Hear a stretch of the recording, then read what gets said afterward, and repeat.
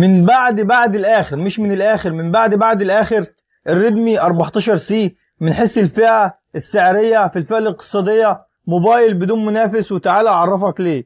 مفيش موبايل في السعر ده بالامكانيات دي. الريدمي 14 سي تمام، اخر موبايل نزل بينافسه الاوبو الاي 5 اكس تمام، برضو اخر منافس قصاد الريدمي 14 سي. الريدمي 14 سي هو اللي بيكسب مبدئيا. سعر الاوبو الاي 5 اكس اخر منافس نزل ليه سعره جديد ب 7400، وسعر الريدمي 14 سي 6900. تعال اقارن لك الرامات والمساحه مبدئيا كده.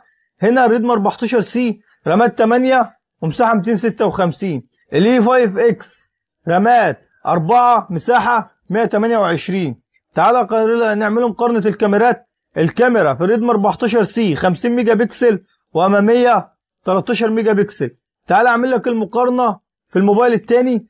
الموبايل الثاني كاميرته الاماميه 8 ميجا بكسل الاي 5 اكس، وكاميرته الخلفيه 32 ميجا بكسل والاماميه 8 ميجا بكسل تمام. تعال اعمل لك مقارنه، والحته دي بما يرضي الله يكسب فيها الاوبو الاي 5 اكس. الحاجه الوحيده اللي هي الشاحن والبطاريه.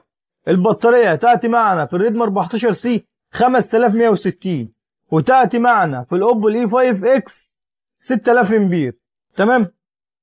والشاحن ياتي معنا في الريدمي 14 سي 33 واط، بس للامانه هو بيشحن فعال 18 واط تمام.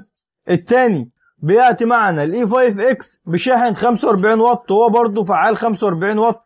دي الحاجه الوحيده اللي بيكسب فيها الاوبو الاي 5 اكس. انا بالنسبه لي لو انا بشتري مش هتفرق كتير، هشتري ده.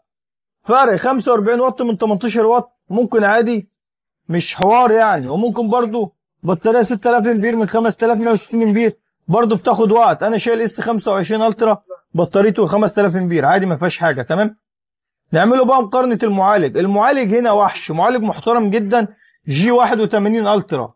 المعالج في الاي 5 اكس طبعا كلنا عارفين المعالج اللي فيه مشاكل في الفتره الاخيره، غير ايام الاوبو الاي 78 وال 74 والحاجات دي. شركه اوبو مش بتغير، ما بتنزلش المعالج من بدايه الاي 3 اكس اللي هو جديد ب 5000 ونص لحد الاي 5 برو غير معالج اللي هو سناب دراجون 6 اس جين 1، والناس بتشتكي وكلنا عارفين المعالج ده فيه مشاكل.